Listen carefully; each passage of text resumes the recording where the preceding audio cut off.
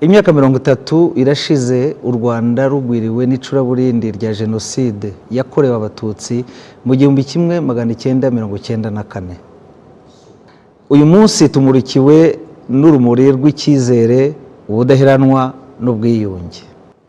Ndacura intimba ndaganya ijoro n'amanywa, agahinda ni kenshi ikiniga kiranyishe, amaraso y'abana b'Abanyarwanda inzirakarengane zirenganiye ubusa.